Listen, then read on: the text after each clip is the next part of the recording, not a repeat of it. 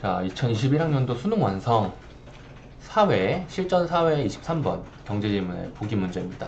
3점짜리 유형인데 이거는 좀 밑줄 추론 문제인데 이 공식이 나와가지고 3점 문제인 것 같은데 이 문단부터 좀 읽어볼게요. 그리고 이 앞부분에서 무슨 이야기를 했는지도 이해를 하셔야 되는데 인플레이션율과 명목이자율과 실질이자율이었나요? 그런 녀석들을 가지고 이제 명목적인 숫자 그리고 실질적인 힘 뭐 요런 것들이 어떻게 변화하고 뭐 이 사이에는 어떤 상호관계가 있고 이런 것들을 설명을 해줬죠.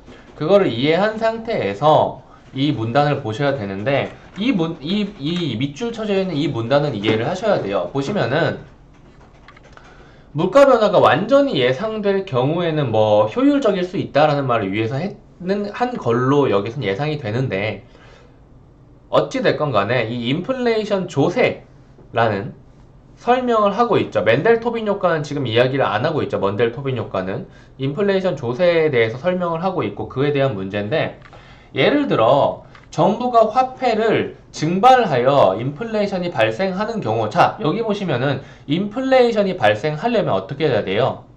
인플레이션 이거는 물가 상승이죠. 물가 상승은 다른 말로 화폐의 가치로 이야기하면 뭐가 되죠? 화폐 가치 하락입니다. 그래서 정부가 화폐를 증발하여라는 단어를 만약에 이 증발시키다, 물이 증발하다, 없애다 이런 의미로 생각을 했다면 여기서부터 아예 잘못된 거예요. 이거 자체를 이해를 못하게 되는 거예요. 그리고 정부가 화폐를 증발하여라는 말은 사실 화폐가 증발하다라는 말 정부가 이게 주어고 이게 화폐가 목적어니까 정부가 화폐를 증발시키려면은 이건 증발시키다라는 말이 돼야 되는 거죠. 그러니까 주어가 정부고 정부가 뭔가를 증발했다는 뜻이에요. 증발이 뭘까요?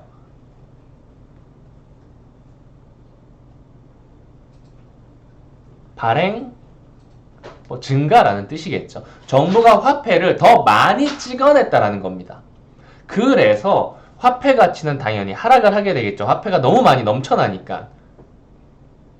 원래 10,000원밖에 화폐가 없었는데 이걸로 10,000원짜리 물건을 살 수 있었다면 이 물건은 그대로인데 화폐만 20,000원으로 늘어났어요. 그럼 20,000원으로 물건을 사야겠죠. 이런 식으로 인플레이션이 발생을 하는데 예금자 같은 경우에는 어찌됐건 이자는 받긴 하지만은 화폐 보유자는 아무것도 없이 그냥 정부가 화폐만 많이 찍어버려가지고 돈 가지고 있던 내 돈이 똥값이 된 거 아니에요? 손해죠. 그쵸? 결과적으로 내가 화폐 보유로 인해서 실질 가치의 하락으로 손해를 본 거예요. 따라서 화폐를 보유할 경우에 설명을 해주고 있네요. 물가 상승에 따른 실질 구매력 감소로 손해를 보게 되고 반대로 정부는 이 사람들이 화폐 구매력 그 감소한 구매력만큼 손해를 보게 된 거고 그 비율만큼 정부가 가져가게 되는 거죠. 왜냐하면 정부는 화폐를 늘렸으니까. 그러니까 이거예요. 간단하게 설명을 하면 지금 이 부분을 읽어도 상관없을 것 같은데 보시면은 간단하게 제가 글로 설명을 해드릴게요. 자 보시면은 원래 검은색 말고 빨간색으로 합시다. 원래 정부가 빵원이 있었고요. 그리고 내가 10,000원이 있었습니다. 어떤 물건 가격이 10,000원이에요. 그쵸? 나의 실질 구매력 어디다 써야 되냐? 실질 구매력은 1인 겁니다. 그쵸? 이제 여기에서 정부가 화폐를 10,000원을 찍어버렸어요. 그러면 이 세상에 돈은 20,000원이 존재하는데 물건은 그대로 하나밖에 없어요. 물건 값은 그러면 원래 이 세상에 존재하던 10,000원으로 물건 하나를 살 수 있었는데 이 10,000원이 이 세상에 존재하던 모든 돈이었죠. 근데 물건이 여전히 하나가 남아있고 이 세상에 존재하는 돈만 2만 원으로 늘어났어요. 그럼 물건 값은 당연히 2만 원으로 올라가게 됩니다. 이 세상에 존재하는 모든 돈으로 살 수 있는 물건이었으니까요. 그렇죠? 그럼 이로 인해서 원래 정부의 실질 구매력은 제로였고 나의 실질 구매력은 이 물건 한 개였는데 이로 인해서 나는 실질 구매력이 0.5개로 하락한 거고 정부는 실질 구매력이 0.5개로 증가한 거예요. 결과적으로 정부는 어떻게 돼요? 원래 민간이 가지고 있었던 실질 구매력의 감소분만큼을 세금으로 얻은 것과 같은 효과. 사실 돈을 걷진 않았지만 구매력을 걷어버린 거죠. 오케이? 보기를 굳이 이해를 안 해도 되지 않나요? 그쵸? 사실 이 내용이 아마 보기에서 말하고 있는 것인 것 같은데 이제 여기와 맞는 선지를 찾아볼게요. 보기는 그냥 안 읽을게요. 이것도 읽을까요? 일단 답을 찾아볼게요. 정부의 화폐 보유액이 아니죠. 민간의 화폐 보유액이 감소 안 했으니까 지금 똑같은 말 하는 거 찾아볼 거예요. 민간의 화폐 보유액이 지닌 실질 구매력 중 인플레이션율만큼의 실질 구매력을 세금으로 부과하는 것과 같은 효과. 대충 이게 맞는 것 같은데 5번도 볼게요. 정부의 인플레이션 유발로 인한 민간의 실질 구매력 감소분 중 인플레이션율만큼의 비율에 해당하는 금액을 세금으로 부과. 이 두 개 비슷한 말인 것 같은데 보기를 좀 읽어보겠습니다. 이것만 보고 그대로 말을 갖다 붙이기는 쉽지가 않네요. 일단 보기 무슨 말을 하는지 볼게요. 예를 들어 어떤 상품의 가격이 10만원이고 민간이 300만원의 화폐를 구매한 상품 수량 실질 구매액은 30개다. 만약 정부의 화폐 증발로 물가가 상승하여 증가해서 발행했다는 거죠.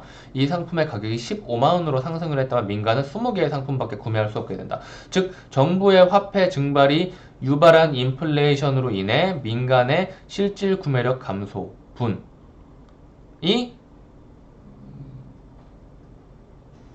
감소분이 세금으로 부과하는 것과 같은 효과. 근데 이거 인플레이션율 이 계산을 보면 민간의 실질 구매력 감소분은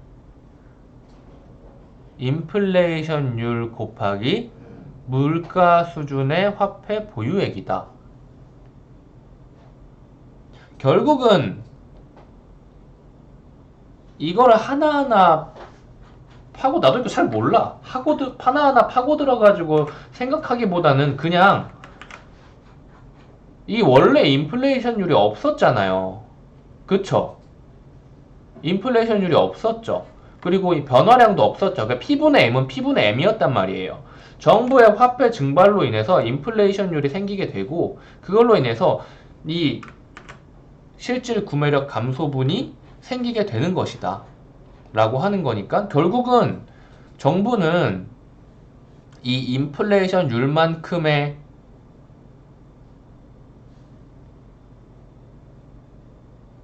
비율에 해당하는 이 말이 아니죠.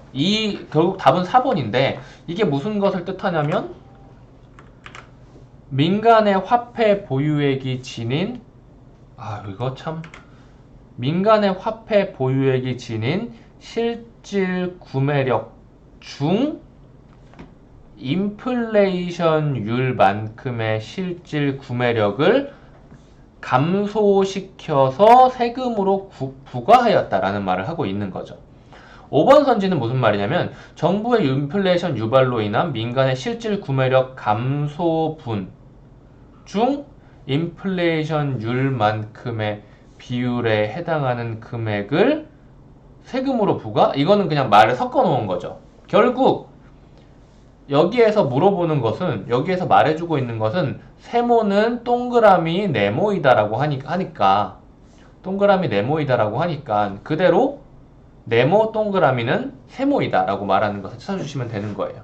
그래서 답은 4번입니다. 자세한 해설 같은 경우에는 해설지를 보시는 게 좋을 거고 저 같은 경우에는 이렇게 풀려서 이렇게 풀어봤네요. 여기까지 할게요.